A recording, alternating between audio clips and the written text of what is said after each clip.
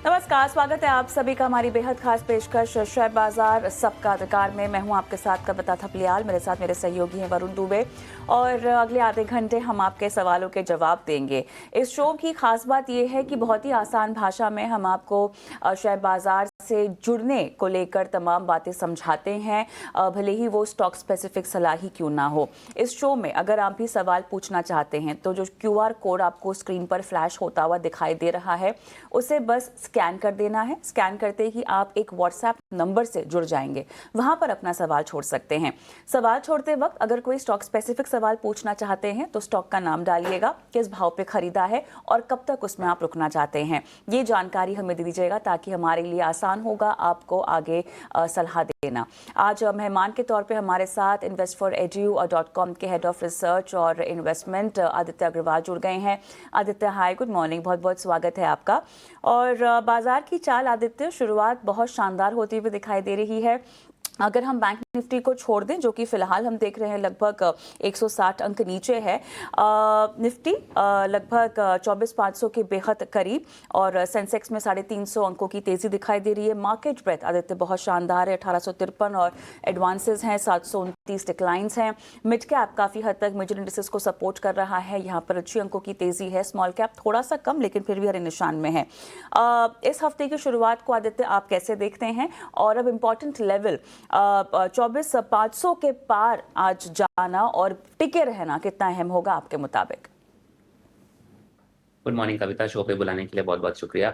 हम पहले बात कर लेते हैं, निफ्टी की बात कर ले तो बिल्कुल एक कंसोलिडेशन चल रहा है। मैं कहूँगा एक ब्रेकआउट आया था फ्राइडे को, मार्केट ने एक अच्छा खासा मूव दिखाया, 24,600 ऑलमोस्ट टच करके निफ्टी वहां से एक कूल ऑफ हुआ, थोड़ा बहुत प्रॉफिट बुकिंग देखने को मिली हमें क्योंकि फ्राइडे का ट्रेडिंग सेशन था। आज वापस से एक अच्छा खासा अपमूव हमें देखने मिल रहा है स्टार्टिंग से, बट अगेन 24,600 का एक जो पड़ाव है वो लगातार एक रेजिस्टेंस के जैसे काम करेगा। 24,600 से लेके 24,800 मुझे लग रहा है ये दो रेजिस्टेंसेस थोड़े मार्केट में अहम रहेंगे और मार्केट हो सकता है कि इमीडिएट ये दो रेजिस्टेंसेस को ना निकाल पाए, इसके आसपास ही ट्रेड करे मार्केट। एक कंसोलिडेशन मुझे लग रहा है नीचे, हालांकि मुझे नहीं लग रहा कि बहुत ज्यादा प्रॉफिट बुकिंग भी हमें देखने मिलेगी। 24,400 24,300 बहुत अच्छे सपोर्ट्स भी है। तो आप स्टॉक स्पेसिफिक और सेक्टर स्पेसिफिक अगर ट्रेड करे और पोजीशन बनाए तो बेटर रहेगा। मार्केट लेवल्स की अगर हम जैसे मैंने कहा बात कर ले तो 24,300 से 24,200 का अच्छा सपोर्ट है और ऊपर में 24,600 24,800 का रेजिस्टेंस है। माफ करिएगा। और बैंक निफ्टी अगर हम बात कर ले तो 54,800 54,000 का अच्छा सपोर्ट है यहाँ पे।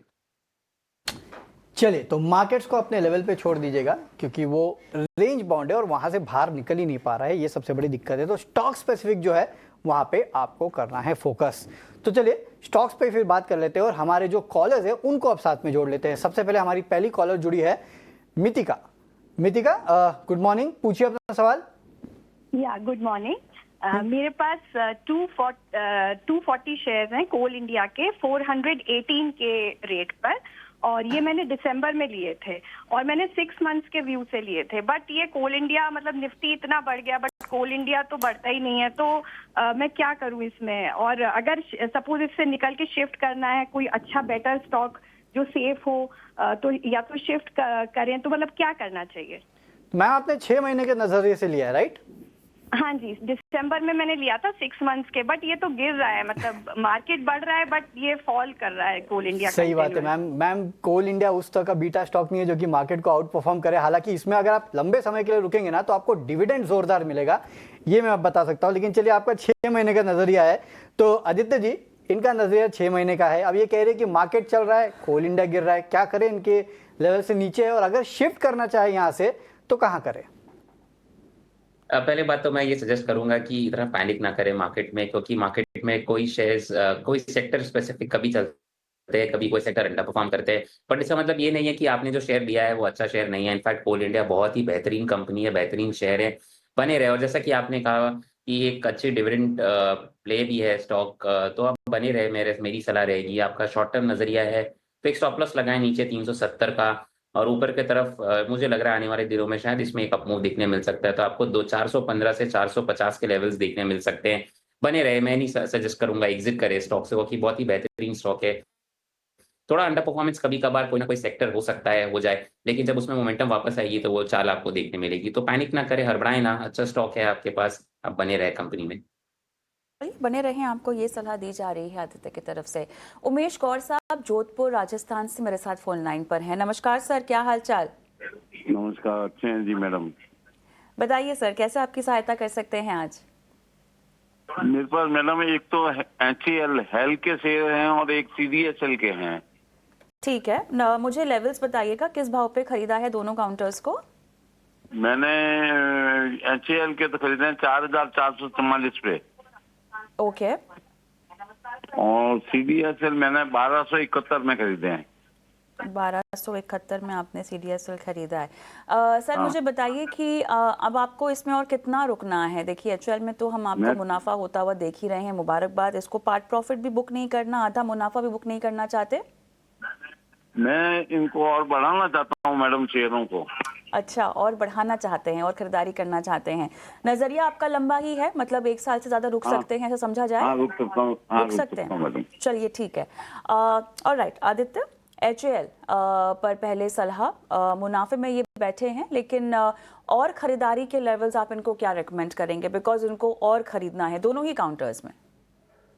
कविता सुन के बहुत ही अच्छा लगा कि हमारे जो कॉलर है वो खरीद के और उस पे बने रहना चाहते हैं। उनको पता है कि लॉन्ग टर्म के हिसाब से दोनों ही शेयर अच्छे हैं। तो अगर हम HCL की बात कर ले तो करंट लेवल्स पे और एडिशन कर सकते हैं डेफिनेटली। यहाँ पे मुझे लग रहा है एक अच्छा खासा बेस फॉर्मेशन हो चुका है, नीचे 4400 का अच्छा सपोर्ट है। मुझे लग रहा है आने वाले दिनों में 4800 से 5000 के लेवल्स को ये दिखा देगा स्टॉक। और जैसा कि हम जानते हैं डिफेंस कंपनीज को अच्छे ऑर्डर्स मिल रहे हैं और HCL भी एक अच्छा आउट परफॉर्मर रहा है। और अभी जैसे हालात बन रहे हैं उसमें डिफेंस क्षेत्र में स्टॉक्स भी अच्छे आउट परफॉर्मेंस दिखा रहे हैं। तो करंट लेवल्स पे बने रहे और ऐड करना चाहते हैं, बिल्कुल ऐड करें करंट लेवल्स पे। पहला टारगेट यहाँ पे 4800 से लेके 5000 का रहेगा। अगर उसके ऊपर निकाल के सस्टेन करता है स्टॉक तो 5600 के लेवल्स तक इनको देखने यहाँ पे मिल सकते हैं। अब अगर हम CDSL की बात कर ले तो डेफिनेटली हमें पता है कि इक्विटी मार्केट में एक अच्छा खासा मोमेंटम बिल्डअप है, रिटेल पार्टिसिपेशन अच्छा खासा हो रहा है। और अगर हम यहाँ पे देखें तो BSE मैंने एक अच्छा खासा अपमूव दिखाया था, MCX ने अच्छा खासा अपमूव दिखाया था। अब उसके साथ अगर हमको इक्विटी मार्केट या फाइनेंशियल सेक्टर को प्ले करना है तो CDSL कैम्स भी एक अच्छा विकल्प है। और CDSL मुझे लग रहा है एक अच्छा मौका है यहाँ पे एडिशन करने के लिए। आज स्टॉक 4% के आसपास की गिरावट दिखा रहा है, अच्छे खासी सपोर्ट पे है स्टॉक। 1250 1240 का एक अच्छा सपोर्ट है।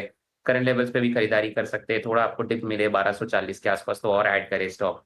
ऊपर की तरफ यहाँ पे 1500 से 1600 का टारगेट मुझे दिख रहा है। 1 साल तो मिनिमम इसमें बने रहे, आपको बहुत अच्छे टारगेट्स ऊपर में आते हुए दिखेंगे। तो दोनों ही स्टॉक्स में नजरिया बहुत ही बुलिश है, पॉजिटिव है। बने रहे करंट लेवल्स पे और खरीदारी करें और 1 साल देखें तो आपको बेहतरीन यहाँ पे रिटर्न्स देखने मिलेंगे। ओके, चलिए, तो दोनों स्टॉक जो है वहां पे फिलहाल होल्ड की सलाह निकल के आ रही है। हमारे अगले कॉलर को जोड़ लेते हैं और मुंबई से हमारे अगले कॉलर है लवकुश। गुड मॉर्निंग सर, मैं सही स्पेल कर रहा हूँ? ये एक ही नाम है लवकुश? लवकुश नाम है सर। अरे वाह सर, बहुत बढ़िया नाम है सर। सर पूछिए, कौन से स्टॉक पे आपका सवाल है? सर मेरा डिलीवरी था, डिलीवरी लिमिटेड स्टॉक 1050 शेयर है। ओके 254.75 के रेट पे है। सर अच्छा। इसमें रुकना अच्छा होगा या निकल जाना अच्छा होगा? सर कितने समय तक आप, कितना टाइम कितना दे सकते हैं इसको? 2 महीने दे सकते सर। 2 महीने बस? ओके चलिए ठीक है सर। आदित्य जी 2 महीने दे सकते हैं, उससे ज़्यादा देना नहीं चाहते हैं, प्रॉफिट हो रहा है, क्या करें बताएं? डिलीवरी शॉर्ट टर्म अगर हम देखें तो थोड़ा सा ओवरबॉट ये जरूर है। और यहाँ पे मुझे लग रहा है ऊपर की तरफ कहीं ना कहीं इसमें 315 से 320 का एक रेजिस्टेंस रहेगा। तो मैं सजेस्ट करूंगा कि इसको आप पार्ट प्रॉफिट यहाँ पे करंट लेवल्स पे कर सकते हैं। और अगर ऊपर ये 330 तक के लेवल्स को दिखाता है तो कंप्लीट एग्जिट कर दे। कॉस्ट के ऊपर आप थोड़ा ऊपर आप यहाँ पे एक अपना ट्रेलिंग स्टॉप लॉस लगा दे। जो आपकी खरीदारी प्राइस है उस पर आप स्टॉप लॉस लगा दे जिससे आपको लॉस ना हो यहाँ पे। और करंट लेवल्स पे थोड़ी प्रॉफिट बुकिंग कर दे 330 के आसपास, बाकी एग्जिट कर दे, क्योंकि आपका नजरिया सिर्फ 2 महीने का है। चलिए, संतोष कदम साहब मेरे साथ फोन लाइन पर हैं। संतोष गुड मॉर्निंग, कहाँ से बोल रहे हो आप? गुड मॉर्निंग सर, मैं महाराष्ट्र अहमदनगर से बात कर रहा हूँ मैम। ऑलराइट, किस स्टॉक पे आपने सवाल पूछना है आज हमसे? मैम मेरा वोडाफोन आइडिया से था, 1000 शेयर लिए हुए 13 रुपये 14 पैसे से मैम। और समय देने का मन है? बहुत घाटे में हैं आप? जी मैम बहुत घाटे में, तो उसके लिए पूछना चाहता हूँ कि मतलब क्या है, आगे के लिए राय क्या होगी मेरे लिए। एब्सोल्युटली। आदित्य, एक तो ऑब्वियसली आप संतोष को सलाह तो देंगे ही देंगे, लेकिन देखिए, घाटा जब बढ़ता रहता है तो कहीं ना कहीं आपको अपने इंतज़ार को ख़त्म कर देना चाहिए, और वही जो है लोग नहीं कर पाते हैं, अक्सर हमने देखा है हमने, और वो डीप लॉस में चले जाते हैं। उस लिहाज से भी सलाह दीजिएगा, न सिर्फ संतोष को बल्कि वो तमाम लोगों को जो कि बस इंतज़ार में लगे रहते हैं कि अब हमारा बाइंग प्राइस आ जाएगा, अब उसके ऊपर चला जाएगा, उससे कैसे बचा जाए। और संतोष को सलाह के साथ अगर कोई नई खरीद करने की आप सलाह दे रहे हैं जहाँ पे उनका घाटा कहीं ना कहीं कवर अप हो जाए, वो बताइएगा काउंटर साथ में। कविता, बहुत ही अहम मुद्दा आपने छेड़ा, और इनफैक्ट ये बहुत रिटेल इन्वेस्टर्स और ट्रेडर्स के साथ ऐसा होता है कि हम खरीद लेते हैं स्टॉक और उसके बाद वो स्टॉक लगातार नीचे जाने लगता है। हम इस उम्मीद में बैठे रहते हैं कि कभी ना कभी स्टॉक ऊपर आएगा, और वो पैसे हमारे फंस जाते हैं। टाइम वैल्यू ऑफ मनी जैसा कि हम कहते हैं, वो हम लूज कर जाते हैं, और वो स्टॉक कभी ऊपर आ ही नहीं पाता, और जब आता है तब तक बाकी स्टॉक्स और चल जाते हैं। तो ये बहुत इंपॉर्टेंट है कि आप अपने स्टॉक्स को रिव्यू करें। मिस्टेक सबसे होती है, गलतियाँ सबसे होती है, हम सबसे इन्वेस्टमेंट मिस्टेक्स होती है, बट इम्पॉर्टेंट ये है कि उसको जल्दी से सुधार लिया जाए और उस पे एक्ट करें, और वो पैसे जितना भी आपको थोड़ा बहुत लॉस है वो बुक करके वो पैसे को कहीं और डिप्लॉय करें, जिससे कि आपको रिटर्न्स और वो बेकअप हो जाए। अब जैसे कि हम वोडाफोन आइडिया की अगर यहाँ पे बात कर ले, तो काफ़ी समय से लोग इसमें फँसे हुए हैं, और इस बीच में काफ़ी सेक्टर्स, काफ़ी स्टॉक्स, इनफैक्ट ये सेम क्षेत्र से अगर हम देखें तो वो भारती एयरटेल ने बहुत अच्छा आउट परफॉर्मेंस दिखाया है, और वोडाफोन आइडिया वहीं के वहीं फंसा हुआ है। तो मेरी सलाह यही रहेगी कि अगर आप थोड़ा-सा भारी दिल रखकर और उस पे अगर आप लॉस बुक कर सकते हैं, तो लॉस बुक कर लें। क्योंकि मुझे नहीं लग रहा है यहाँ पे बहुत ज़्यादा आपको कुछ उम्मीद है कि आपको 13-14 रुपए बहुत जल्दी आएँगे। और कब आएँगे कविता, सबसे बड़ी बात ये भी हमें नहीं पता है। यहाँ से 7 रुपए से 8 रुपए, 9 रुपए भी हो जाता है तो बहुत बड़ा मूव होता है स्टॉक में, और तब भी उनके लॉस लॉस ही रहेंगे। तो मेरी सलाह ये रहेगी कि अगर आप इसमें लॉस बुक कर सकते हैं तो लॉस बुक करें और एग्ज़िट करें, क्योंकि इसमें बने रहने का कोई मतलब नहीं बनता है। इसके अलावा अगर आपको सेम इन सेक्टर से अगर कुछ स्टॉक देखना हो, तो भारती एयरटेल बहुत ही बेहतरीन अप मूव दिखा रहा है, और लगातार इसमें लगातार परफॉर्मेंस भी दिख रहा है हमको, फाइनेंशियल्स बहुत इंप्रूव हो रहे हैं। तो भारती एयरटेल एक दूसरा विकल्प हो सकता है इसमें, अगर आपको सेम सेक्टर प्ले करना है। उसके अलावा इंडस टावर भी एक ऐसा स्टॉक है जिसने एक बहुत अच्छा आउट परफॉर्मेंस दिखाया है, कंसोलिडेशन हुआ, उसके बाद स्टॉक में थोड़ी बहुत गिरावट देखने मिली है, तो इंडस टावर में भी खरीदारी कर सकते हैं। ऊपर की तरफ आपको यहाँ से 440-460 के लेवल्स देखने मिलेंगे, और थोड़ा-सा लंबे समय के लिए बने रहें इन दोनों स्टॉक्स में, भारती एयरटेल, इंडस टावर, आपको बेटर आउट परफॉर्मेंस देखने मिलेगा। चलिए, तो ये राय आती हुई पूरे के पूरे टेलीकॉम स्पेस में आपको इंडस टावर है, भारती एयरटेल है, वहाँ पे शायद आउट परफॉर्मेंस देखने मिलेगी। वोडाफोन आइडिया थोड़ी दिक्कतें हैं, यहाँ से इनके लेवल आने के लिए ऑलमोस्ट उसको डबल होना पड़ेगा इसके लिए। चलिए, तो ये राय आती हुई वोडाफोन आइडिया और बाकी टेलीकॉम स्टॉक्स पे। हमारे अगले कॉलर को जोड़ लेते हैं। नीलेश गायकवाड़ हमारे साथ जुड़े हुए हैं। नीलेश जी, गुड मॉर्निंग सर। सबसे पहले तो सर कहाँ से बोल रहे हैं आप? ये मैं पूना से बात कर रहा हूँ। पुणे से बात कर रहे हैं, चलिए ठीक है sir, very good. Sir stocks पूछे, कौन से स्टॉक पे आपको सवाल पूछना है? मेरे पास गोदरेज एग्रो के 100 शेयर है 755 के भाव से। अच्छा, और कितना समय रुकना चाहते हैं आप इस स्टॉक में? लगभग 6 महीने के हिसाब से मैंने लिए थे वो।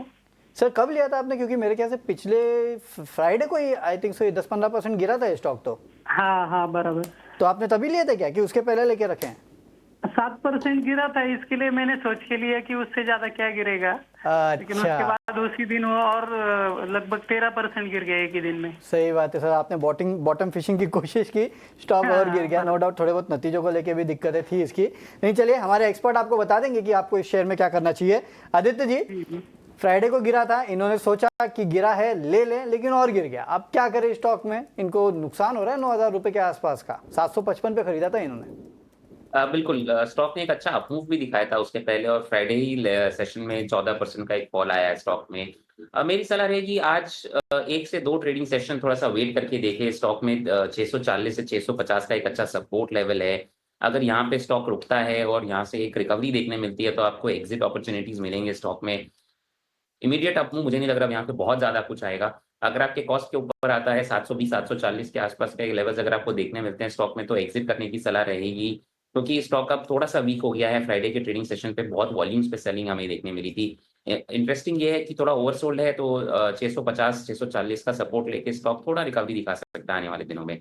तो मैं सजेस्ट करूँगा स्टॉप लॉस लगाएँ 640 से 650 के बीच में और 100 दे 2 ट्रेडिंग सेशन वेट करके देखिए स्टॉक शायद एक अप मूव दिखा दे आपको।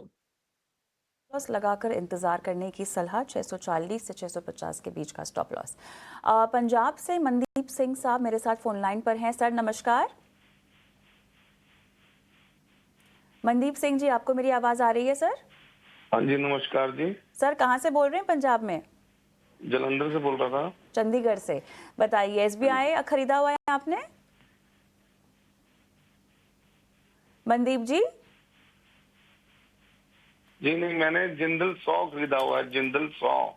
जिंदल 100, बताइए। हाँ जी, मेरे पास 700 शेयर हैं, 310 रुपए की एवरेज से।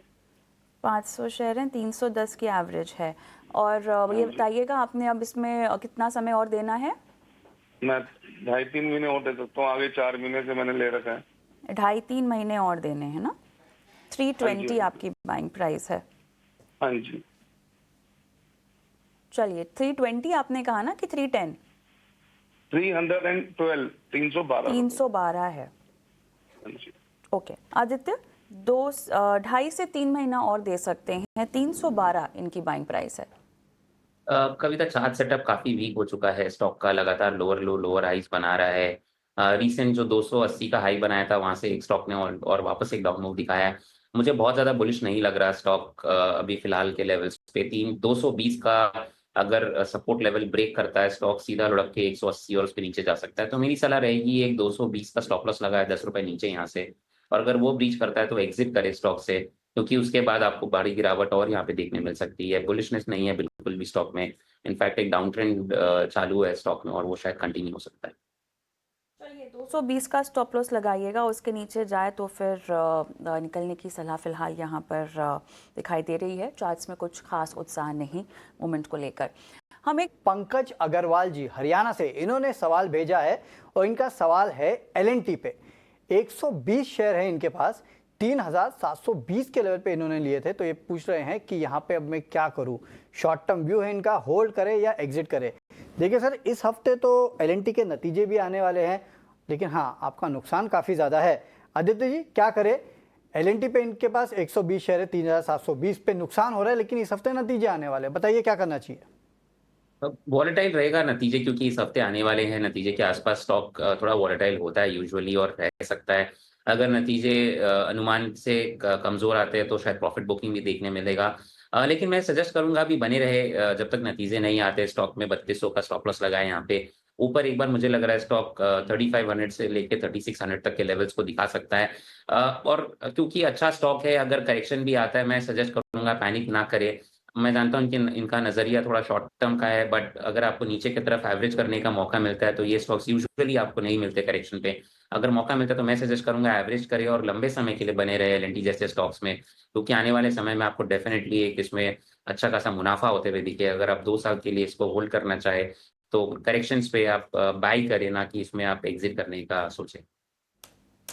चलिए प्रमोद कुमार साहब फोन लाइन पर है। नमस्कार प्रमोद जी, क्या हालचाल सर? नमस्कार मैडम, बस ठीक है, आप बताओ कैसे हो? बिल्कुल सर, आपकी कृपा है, बताइए। जी जी।